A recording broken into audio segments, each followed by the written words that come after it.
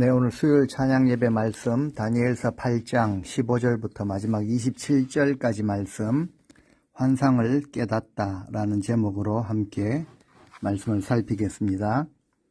다니엘서 8장 15절부터 마지막 27절까지를 먼저 읽으시고 함께 말씀을 들으면서 공부하시면 좋겠습니다. 다니엘서 7장 마지막까지 한참을 아람어로 기록을 했습니다. 구약성경 일부가 아람어로 되어 있는데요. 상식적으로 알아두시면 좋겠습니다. 다니엘서 1장 후반부부터 7장 마지막 절까지 이방인들을 대상으로 하는 그 말씀이기 때문에 이방 세상의 역사들이 어떻게 흘러갈 것인가라는 것을 분명하게 보여주기 위해서 아람어로 기록을 하다가 이제 8장 1절부터 다시 히브리어로 기록을 하고 있습니다. 하나님의 백성을 향하여 마지막 때에 되어질 일들을 또 분명하게 알려주신 것이죠. 8장 1절에 이렇게 시작했습니다. 나 다니엘에게 처음에 나타난 환상 후 벨사살 왕 제3년에 다시 한 환상이 나타나니라. 벨사살 왕 원년에 첫 번째 환상을 보았죠. 네 짐승의 환상이었습니다. 그리고 제3년, 즉 다시 이제 2년 후에 환상을 보게 됩니다. 왜냐하면은 첫 환상을 본 후에 너무나도 두려웠고 이것으로 인하여서 이제 반드시 되어질 일을 다니엘이 분명하게 보았기 때문에 번민하게 됩니다. 그 번민을 꼭 간직하고 있었기 때문에 하나님은 반드시 되어질 일에 대해서 다시 더욱 확실하게 환상을 보여주시는 것입니다. 우리는 마음에 어떤 것을 품고 사는가, 이것이 참 중요합니다. 그 품은 것이 하나님 주신 것이라면은 반드시 이루어지기 때문에 그렇습니다. 혹시 세상의 것, 돈이나 권력이나 부귀 영화, 좀 편안한 이런 삶을 우리가 품고 사는가? 아니면 정말 우리 마음 가운데 하나님의 그 뜻을 품고 사는가? 세상을 품고 살아간다면 그 꿈은 이루어지지 않을 뿐만 아니라 혹 이루어진다고 할지라도 오히려 그것은 큰 화가, 결국은 저주가 되어버릴 것입니다. 하지만 하나님의 뜻을 품고 사는 자들은 늘 그 뜻이 반드시 이루어지기 때문에 또 그 뜻을 어떻게 하면 이룰까, 이것에 대한 번민이 생기죠. 애통하기도 합니다. 때로는 피를 흘리기까지 할 것입니다. 하지만 언젠가는 반드시 하나님의 뜻이 이루어지기 때문에 그 결과를 보게 되는 영광의 날이 임하는 것입니다. 다니엘은 하나님의 뜻을 품고 이 뜻을 어떻게 하면 자세히 알 수 있을까 번민했기 때문에 하나님은 다시 환상을 보게 하셔서 반드시 이루어질 역사의 그 미래를 분명하게 보게 하십니다. 아시는 대로 다니엘은 어린 나이에 바벨론의 포로로 잡혀왔죠. 그리고 총리의 자리에 올랐습니다. 이제 고령이 되었죠.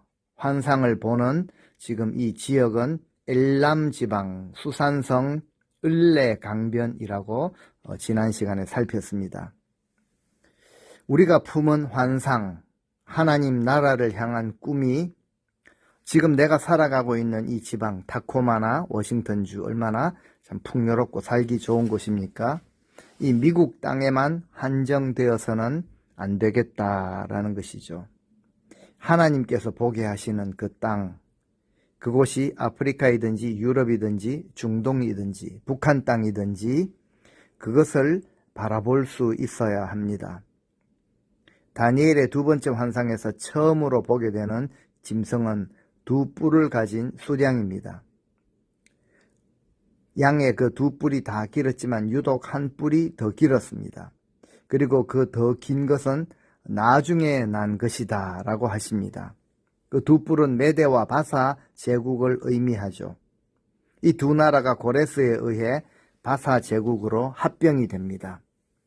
항상 후에 등장하는 것이 더 강한 법이죠. 새로운 나라가 일어나고 그 전의 나라는 새로운 것에 의해서 함락이 되고 이것이 바로 세상 역사의 패턴입니다. 영원한 것은 없습니다. 이것만 우리가 확실히 알아도 우리는 영원한 것을 바라보고 그것을 위해 투자하며 사는 인생이 되는 것입니다.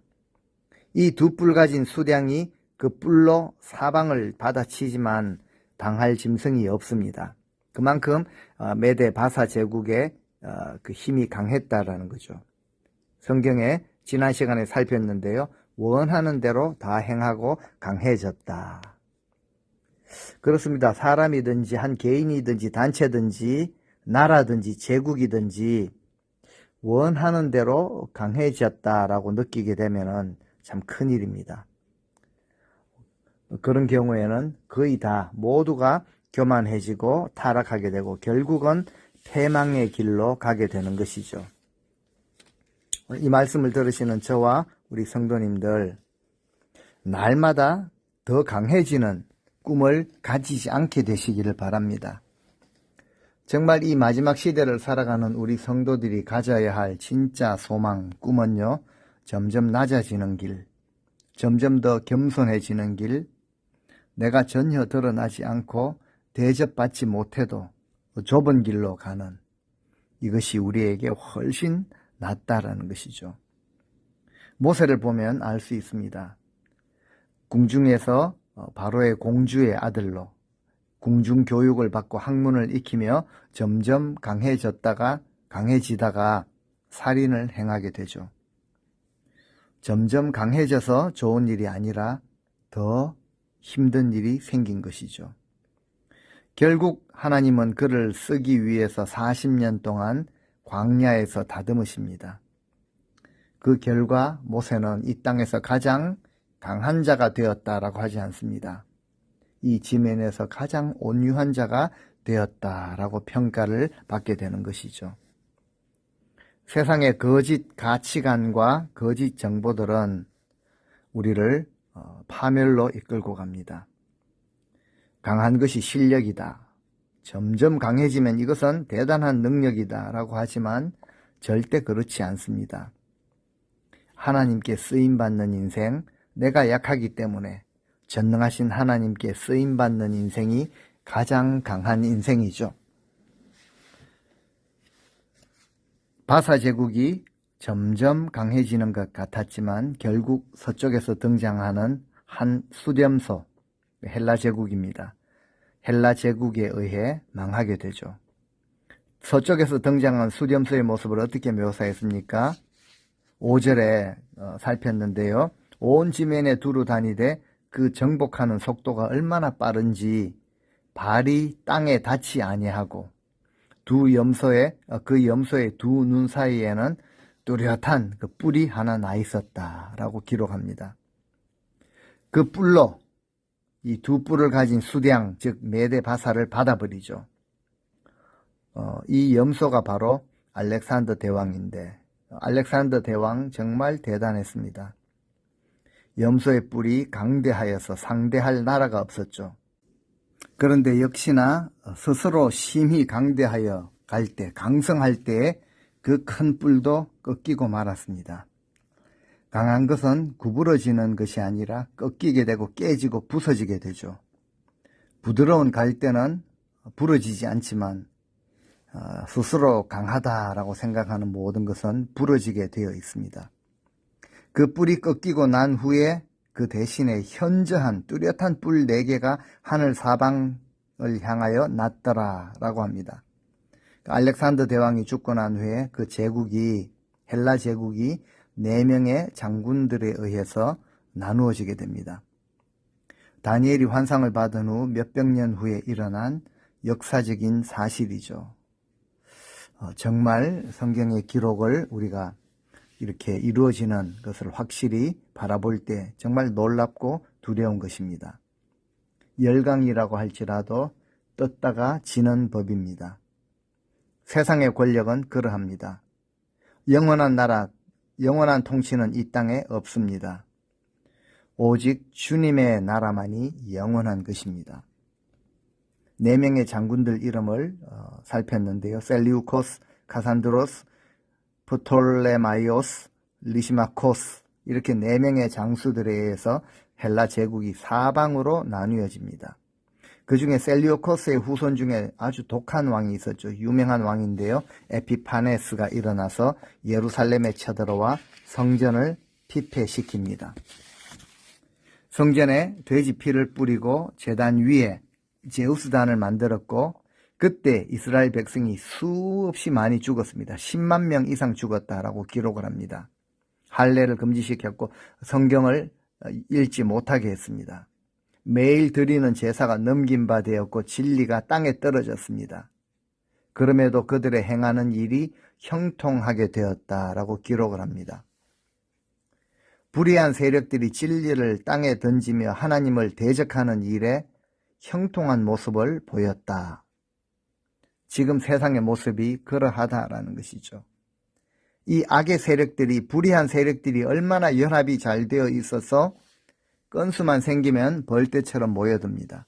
진리를 땅에 던지고 교회를 핍박하고 예배를 방해하려고 하는지 모른다는 거죠. 지금은 형통한 것 같이 보이지만 결과는 분명합니다. 하나님이 손을 대시죠. 하나님이 혼을 내십니다. 이때 다니엘이 두 천사가 말하는 것을 듣게 됩니다. 지난주 마지막 부분인데요. 13절에 보니까 내가 들은즉 한 거룩한 이가 말하더니 다른 거룩한 이가 그 말하는 이에게 묻되 환상에 나타난 바 매일 드리는 제사와 망하게 하는 죄악에 대한 일과 성소와 백성이 내어준 바 되며 짓밟힐 일이 어느 때까지 이를꼬 하매, 천사가 서로 이야기하죠. 이 환상 속에, 다니엘이 본 환상 속의 일들이 언제까지 계속되겠소? 날마다 드리는 제사도 금지되고 하나님께 반역하고 멸망을 불러오고 성전을 헐어버리고 택하신 백성들을 짓밟는 일들이 언제까지 계속되겠소? 라고 다른 천사에게 묻죠. 다니엘이 왜 이러한 천사들의 대화를 여전히 지금 환상 중에서 보며 듣게 됩니까? 다니엘이 궁금하게 여겼던 질문이었을 것입니다. 오늘날 우리가 말씀을 듣고 대하는 우리가 가져야 하는 질문이기도 합니다. 어떤 질문입니까?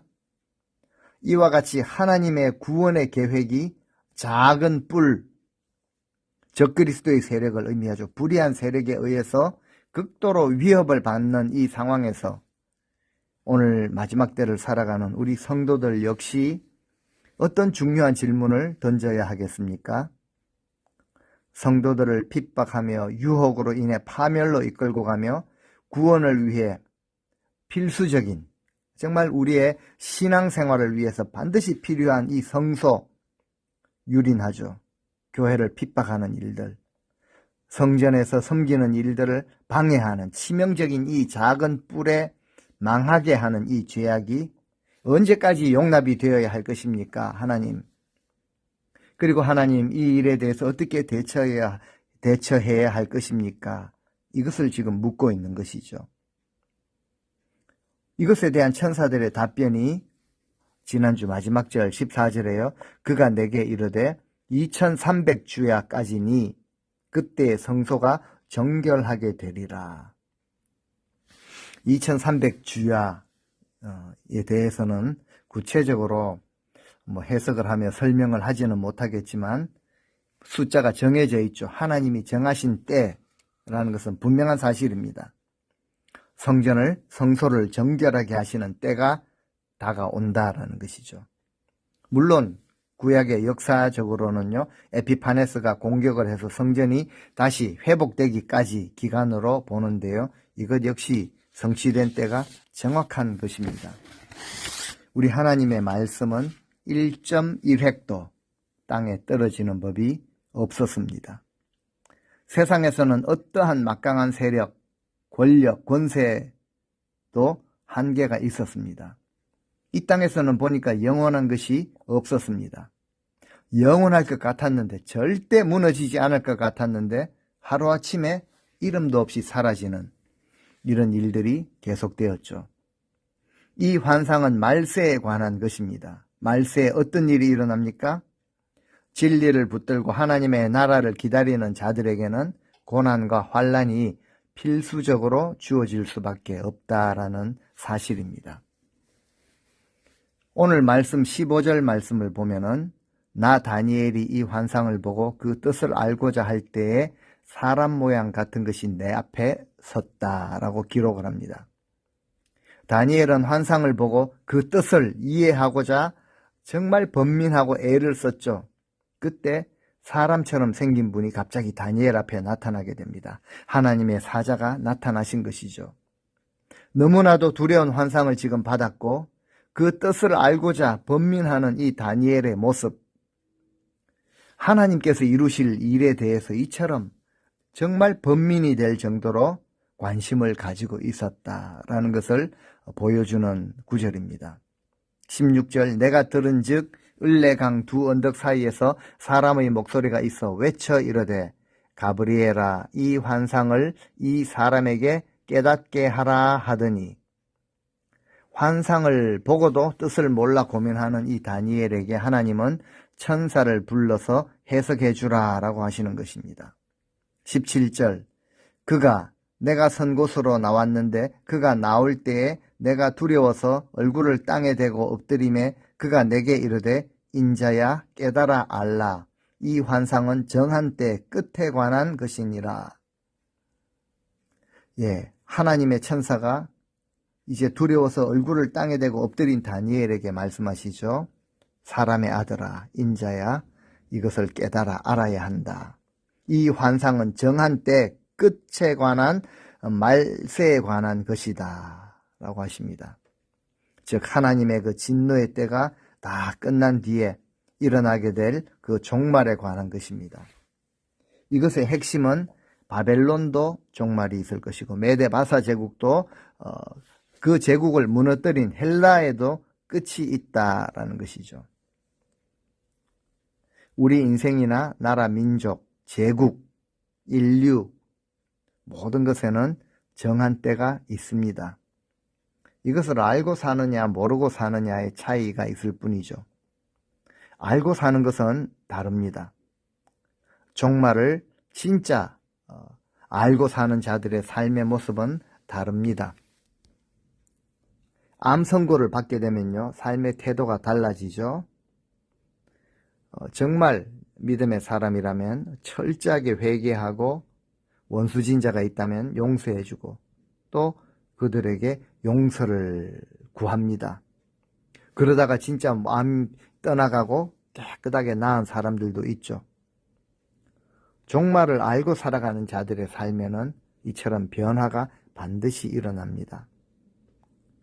인간이 왜 탐욕을 버리지 못합니까? 종말을 모르기 때문에 그렇습니다. 말세에 고통하는 때가 이를 텐데 그때까지는 거의 모든 사람들이 자기를 사랑하고 돈을 사랑하고 자만하고 회개하지 않고 그렇게 대다수가 비슷한 삶을 살아가게 될 것입니다. 우리는 지금 하나님의 진노의 때를 살고 있습니다.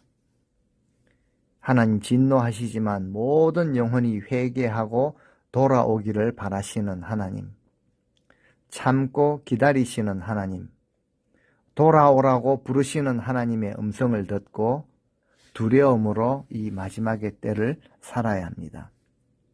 18절 말씀, 그가 내게 말할 때에 내가 얼굴을 땅에 대고 엎드려 깊이 잠들매 그가 나를 어루만져서 일으켜 세우며.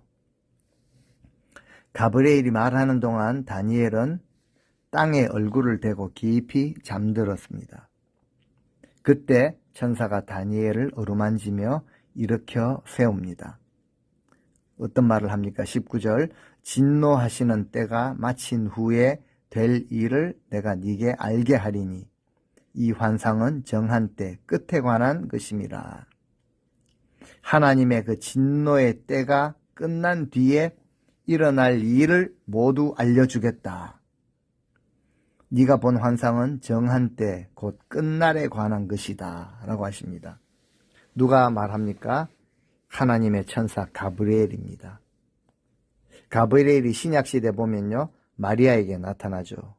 예수 그리스도를 잉태하였다라는 것을 알려줍니다. 세례 요한의 어머니 엘리사벳에게도 가브리엘이 나타났죠. 그 가브리엘 천사가 다니엘에게 놀라운 사실을 말해주고 있습니다. 20절부터는 제가 앞에서 설명드린 그 해석이죠. 다니엘이 보았던 환상에 대한 해석입니다. 20절, 네가 본 바 두 뿔 가진 수량은 곧 메대와 바사 왕들이요. 분명하게 말하고 있습니다. 수렴소는, 그리고 그 뒤에 일어난 수렴소는 헬라 제국이다. 두 뿔 가진 수량은 두 뿔이 메대와 바사를 의미하고, 21절에 보면은 털이 많은 수렴소는 곧 헬라 왕이요. 그 알렉산더 대왕이라는 것이죠. 그의 두 눈 사이에, 염소의 두 눈 사이에 있는 큰 뿔은 그 첫째 왕이요. 알렉산더 대왕이라고 이렇게 천사가 일러줍니다. 22절, 이 뿔이 꺾이고 그 대신에 내 뿔이 났으니 그 나라 가운데서 내 나라가 일어나되 그의 권세만 못하리라. 알렉산더가 죽고 난 후에 내 뿔, 내 장수의 장군에 의해서 제국이 내등분되죠. 알렉산더가 죽기 전에 이런 유언을 남겼죠. 가장 강한 자에게 나라를, 이 제국을 물려주겠다 라는 이 망언을 하는 바람에 헬라 제국이 그 찬란한 문명 유산은 남기지만 역사 속으로 사라지게 됩니다. 이런 모든 것에 끝이 있다라는 것을 알려주는 것, 로마서를 보면은 바울이 역사에 대한 확실한 정의를 이렇게 내립니다.